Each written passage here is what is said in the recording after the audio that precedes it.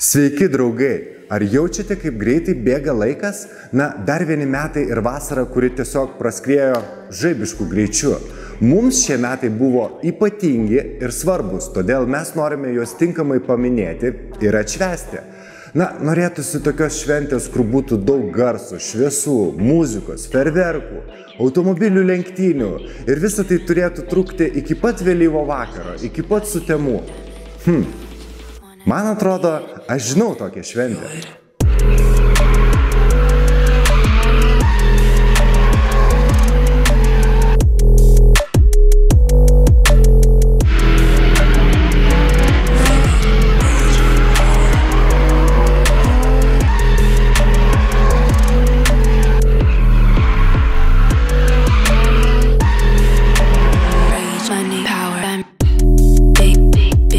Na, o jei jums kyla klausimas, kas tokio svarbaus šiais metais įvyko ir kodėl mes esame taip nusiteikę, tai visų pirma, didelis ir modernus antikorozinis Crown centras atvėrė duris Kaune, kur visi žmonės savo automobilius gali apsaugoti nuo korozijos. Ta galima padaryti greitai ir efektyviai per porą valandų, kol mūsų klientai geria kavą ar žiūri televizorių, mes rūpinamės, kad jų transporto priemonės tarnautų ilgai ir patikimai, būtų saugios ir nerūdytų. Net jei ir tai jums nėra aktualu, jūs vis tiek esate laukiamas svečiuose, nes Crown debiutavo šiais metais su firminiu renginiu ir automobilių paroda Crown Kaunas Auto Show. Šis renginys yra skirtas Kauno miesto gyventojams ir jo svečiams. Čia pamatysite daug senų, išskirtinių, modifikuotų ir klasikinių automobilių, todėl sekite vasaros renginių kalendorių ir būtinai aplankykite mus. Na, atėjo laikas ir mums keliauti į drifto renginį. Trūksta tik tai linksmos geros kompanijos. Ir aš žinau, kur ją galima rasti.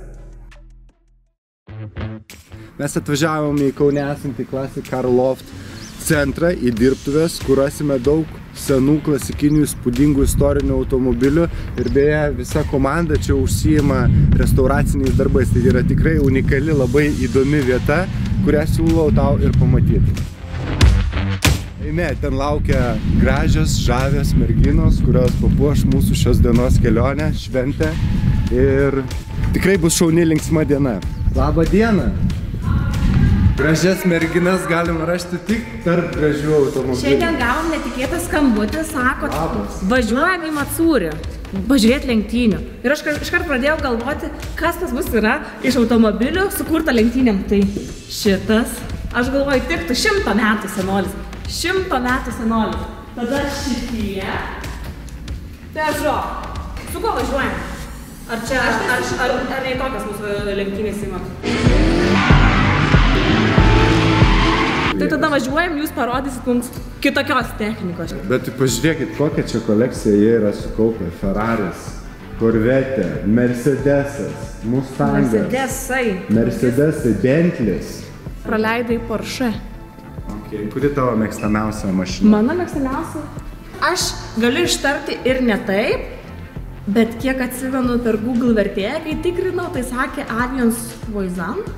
Jeigu aš ne taip tariu, tai iškart atsiprašau. Kodėl tau nepatinka? Nes jos yra labai unikali istorija, kaip jinai čia atsirado.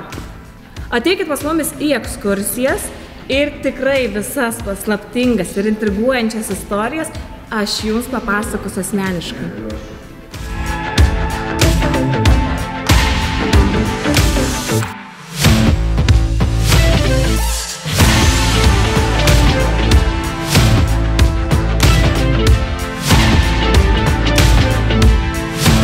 Ai, palauk, tu ieškai merginos dabar, ne? Aš jau radau. Dvi, ne? Net dvi. Ford Fairlane. 57 metų.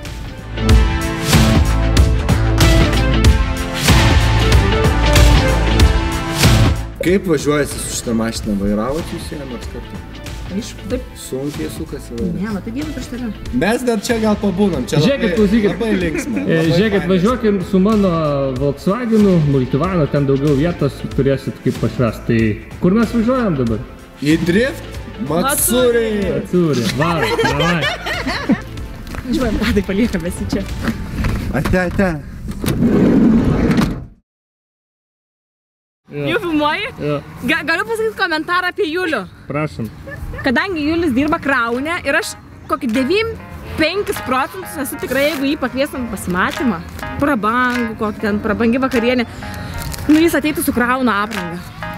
Nu su Krauna aprangą, 100%. Ir pakabinčiau tau kvapuką Krauno. Duok. I got nothing in my pocket. I'm a nobody, but you can't stop it. I got music, so I rock it. I got nothing, but I'm something. Nothing in my pocket. I'm a nobody, but you can't stop it. I got music, so I rock it. I got nothing, but I'm something. I got nothing, but I'm something. I got nothing, but I'm something.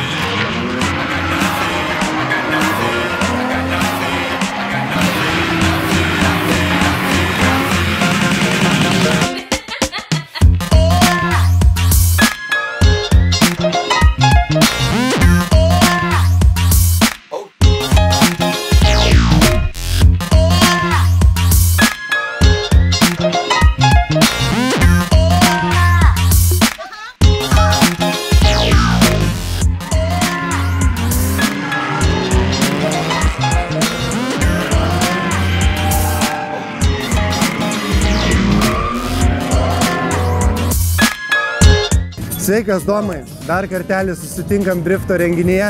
Kaip sulygintum standartinės drifto varžybas su Drift Matsuri? Drifto varžybose atvažiuoji bandyti padaryti rezultatą. Labai turi didelį tikslą išsikėlęs įveikti kvalifikaciją, o čia atvažiuoji tiesiog gerai praleisti laiką, išbandyti mašinos limitus, išbandyti savo limitus. Realiai grinai važiuojam endurance režimu. Atvažiuoji, atsigeri vandens, vėl į trasą. Tai Matsuris yra ta vieta, kur gali pilnai nusirauti, pilnai išbandyti mašiną.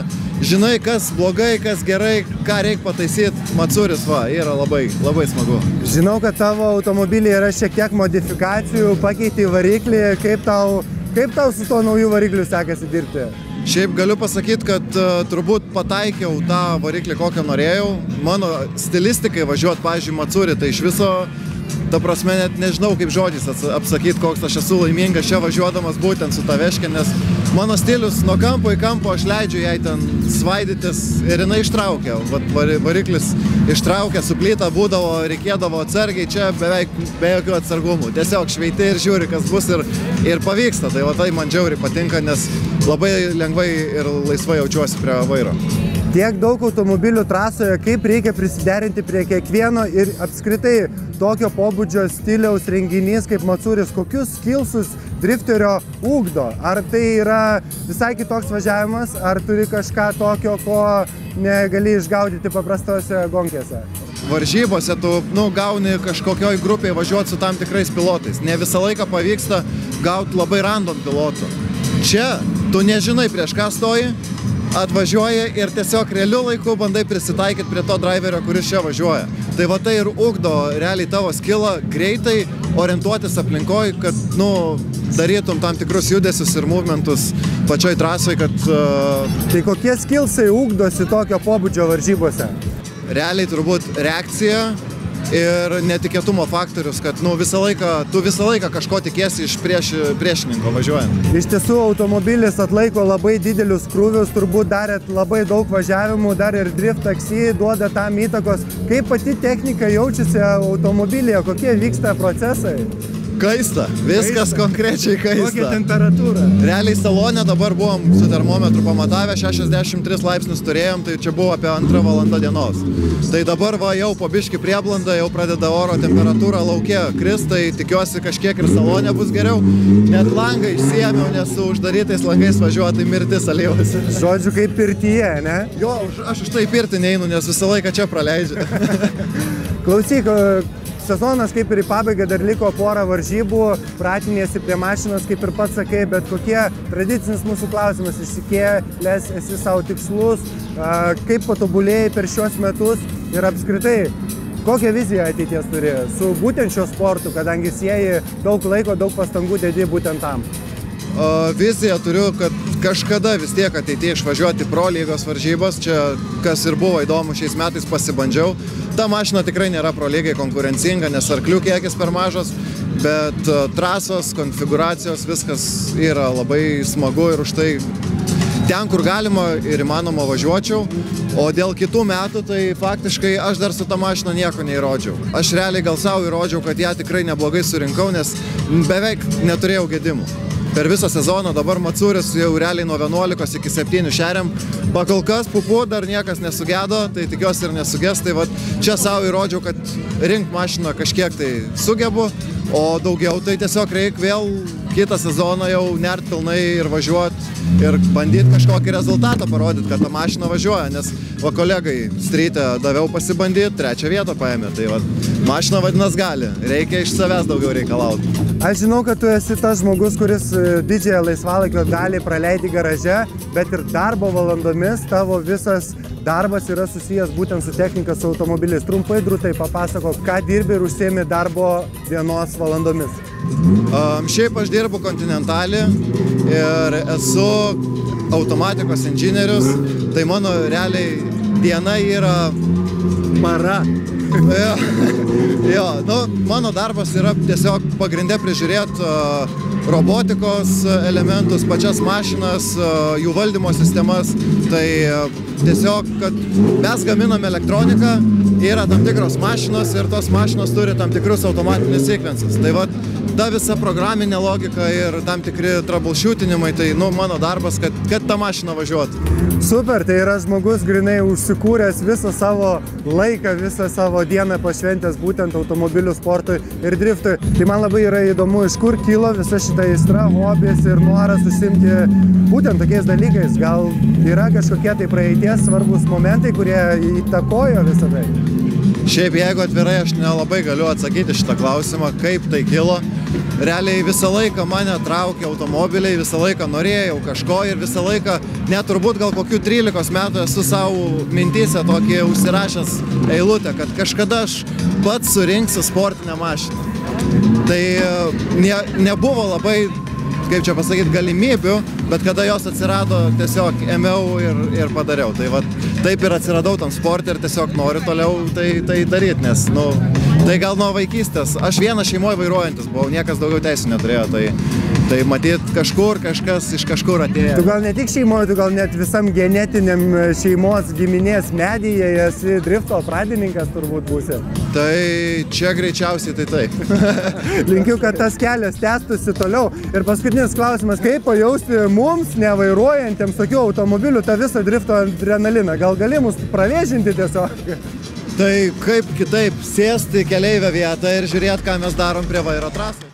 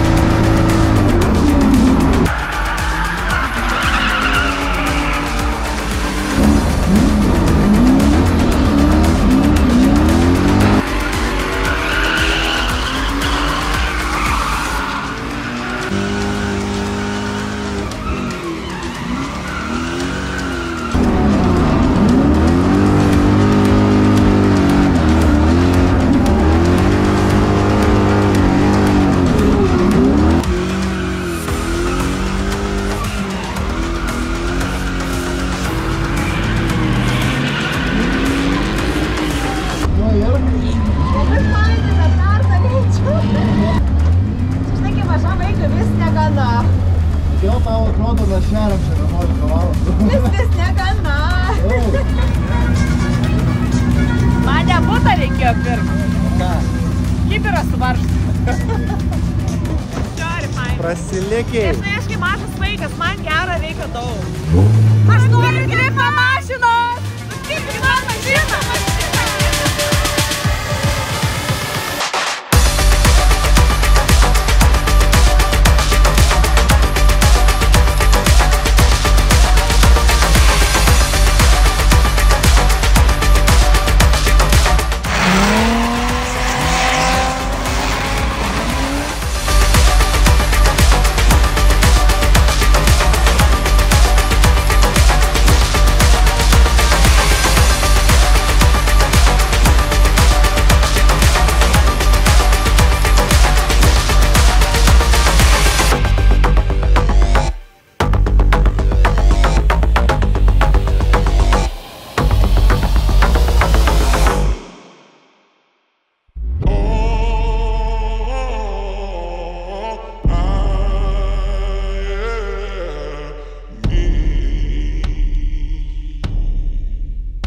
Taigi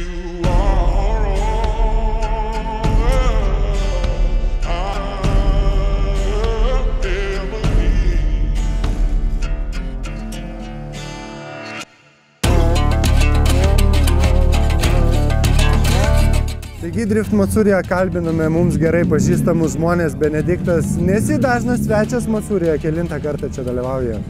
Antrą turbūt. O jų vyksta jau virš 10? Daug jų vyksta, daug. Ir tu dalyvauji su BMW E30, tai yra automobilis, kuris buvo pradininkas viso tavo drifto istorijoje ir karjeroje. Tu pradėjai drift taksi, o čia po daugel metų vėl su juo esi. Kokios emocijos? Šiaip realiai jisai stovėjo garaže ir buvo mintis vieną dieną jį prisikelti. Dėka Aero Customs jie tą mintį užmetė prieš 3 savaitės. Sakau, nu jeigu Hebra, jūs pažadat padaryt, darom. Tai vat ir sutvėrė šitą žaislą vėl ir vėl jisai gyvas. Tai vat. Kiek važiavimų padarei su juo?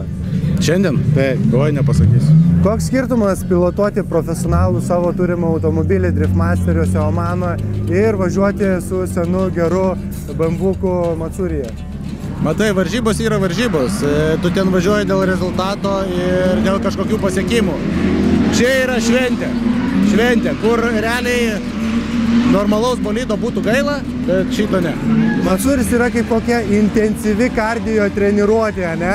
Ar yra čia vietos ir laiko ugdyti kažkokius tai savo įgūdžius, kažką prisiminti, patobulinti?